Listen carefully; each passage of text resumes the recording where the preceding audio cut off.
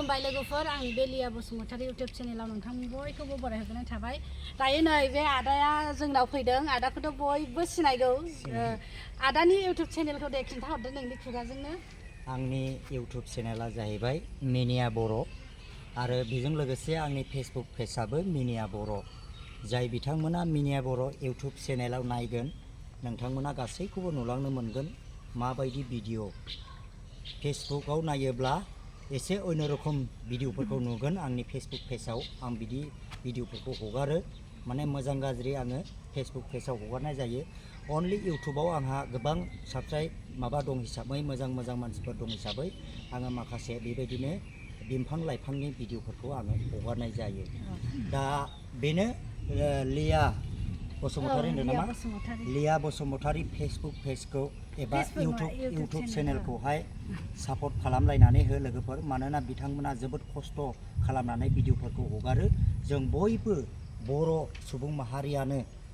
लिया बसुमतारी इउटुब चेनेलखौ जेन साबस्क्राइब खालामनानै होयो जेन थाबैनो बिथांखौ गोजौ लेभेलावहाय थिखोनो बयबो जे थिखोनानै होयोब्ला जोङो मोजां बेनो आरोखि बर'नि मेन उद्देश्यआ थेंक इउ होनो आदाखौ आदाया दाना आं एसेसो कुइसन सोंसै दाना आदाया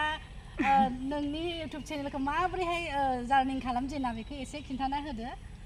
आंनि इउटुब चेनेलाव आङो ओंखारनाया जाहैबाय आङो बोसोरथाम जाबाय दा बोसोरथामनि सिगां आङो सानोमोन जाहैबाय माबायदि बे इउटुबखौ सलायो जों सानोमोन मालायफोरनिखौ नायै जोङो खुनु सानामोन बेवहाय माखासे बेफोरबायदि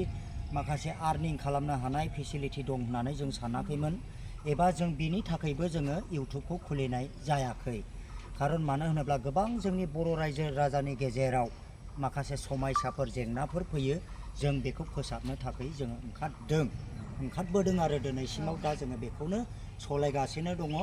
इउटुब चेनेल आंनि बे मिनिया बर' इउटुब चेनेलखौ आं बेयाव थिखोनाय जादों अनलि आंनि मिनिया बर' इउटुब चेनेलाव आङो नामखौ ओरैनो मिनिया बर' लादों मानो होनोब्ला जोंनि माने जोंनि बर' सावथुन मुलुगनि सासे फाव दिन्थिगिरि जोंहा ब्रादार मिनिया दङ माने दिल्ली टु बड'लेण्डआव मिनिया होनोब्ला माने बेखौहाय जोङो नुनो मोनो दा बेनि थ्रुयैहाय आङो चेनेलखौ मिनिया लानाय जादों बे आरो दा बिनि गेजेरावबो आङो माखासे गोबां बेबायदिनो जोनोम जाजेननायनिफ्राय माखासे दुखु सुखु जोंनाव सौग्रावो दा आङो कम्पालसारि फ्रायानो आङो सानसेयाव खनसेबो मिनिया समनि गेजेराव दा बेनिखायनो बेखौनो सानो आं माबोरै मिनिया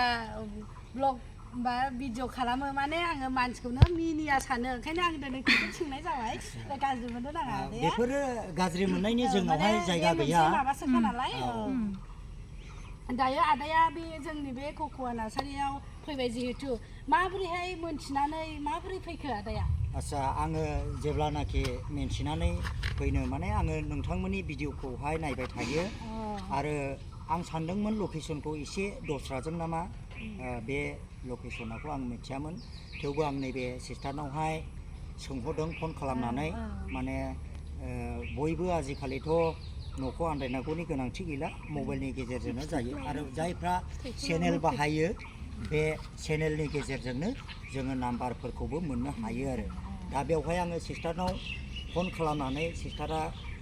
फनखौ रिसिभ खालामनानै खोन्थाहरदों जोङो बिदि फैनानै मोनफैयो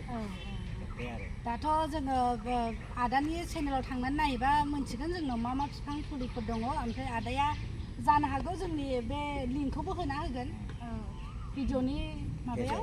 भिडिअनि गेजेरजोंहाय लिंकखौ होना होगोन थांनानै जोंखौबो सापर्ट खालामना होबानो जाबाय नैबे आदानि चेनेलनि थ्रुयैहाय आसा खालामो ओमफ्राय आदाया फैनायनि थाखाय थेंक इउ दायो गोबांथार अखा हाबाबो फैबाय आरो आदाया बिनि थाखाय थेंक इउ होयो